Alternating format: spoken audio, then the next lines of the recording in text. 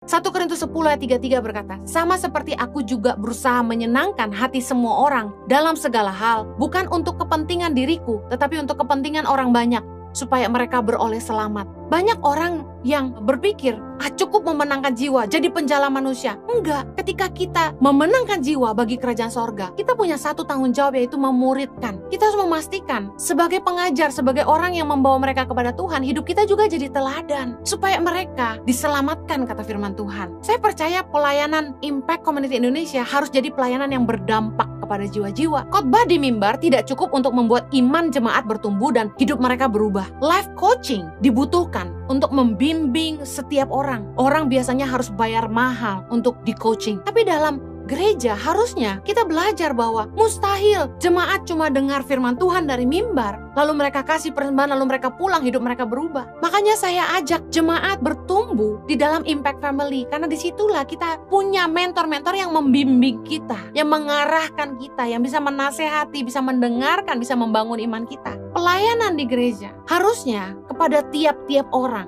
Jadi harus butuh life coaching. Kolose 1 ayat 28. Dialah yang kami beritakan apabila tiap-tiap orang kami nasihati dan tiap-tiap orang kami ajari dalam segala hikmat untuk memimpin tiap-tiap orang kepada kesempurnaan dalam Kristus. Tuhan kasih visi buat Ici, yaitu pelayanan kita harus berdampak buat jiwa-jiwa. Saya ingin keluarga rumah tangga yang bertengkar, hampir bercerai, itu harus di-coaching supaya mereka berdamai. Saya selama pandemi bersama dengan suami memberi waktu kami untuk melayani pasangan-pasangan yang bermasalah dengan pernikahan mereka melalui aplikasi Zoom. Tidak cukup sekali. Ada pasangan yang sampai 4 kali ketemu kami di Zoom. Apakah kami dapat sesuatu? Tidak. Kami beri waktu kami cuma-cuma karena kami rindu mereka dipulihkan. Tapi puji Tuhan, hari ini mereka tidak jadi bercerai. Mereka berdamai. Mereka bisa saling menerima. Dan mereka mau mulai lagi dari nol. Mereka mau mulai lagi mengasihi dan saling mengampuni. Tidak hanya satu. Tuhan bawa begitu banyak pasangan untuk kami bantu, untuk pernikahan mereka dipulihkan. Saya bersyukur mentor-mentor di ICI juga luar biasa. Bagaimana mereka menuntun setiap jiwa-jiwa. Dari mereka yang lemah dikuatkan, mereka yang putus asa dikasih pengharapan. Mustahil jadi berdampak kalau kita sendiri gak menang, rumah tangga gak menang. Saya berdoa agar setiap kita mau beri hidup kita, waktu kita untuk melayani jiwa-jiwa. Saya gak bisa sendirian.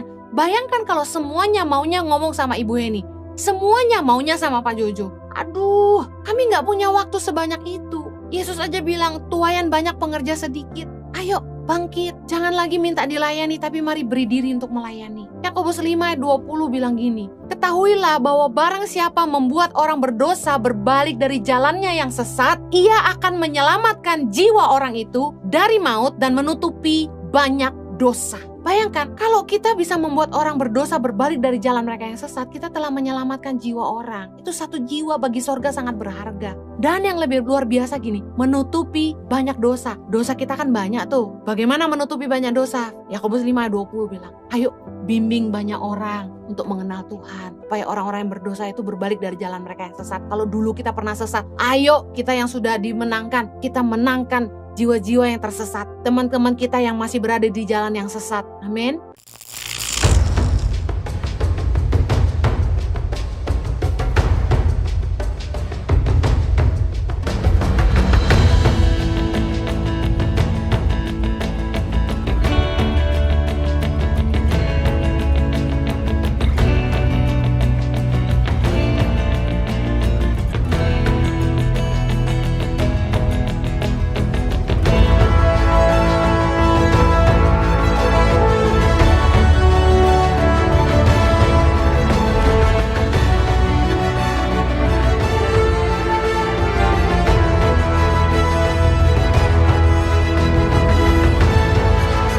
Cerita anak pedalaman dalam meraih mimpi dan mengejar cita-cita bersama Tangan Pengharapan.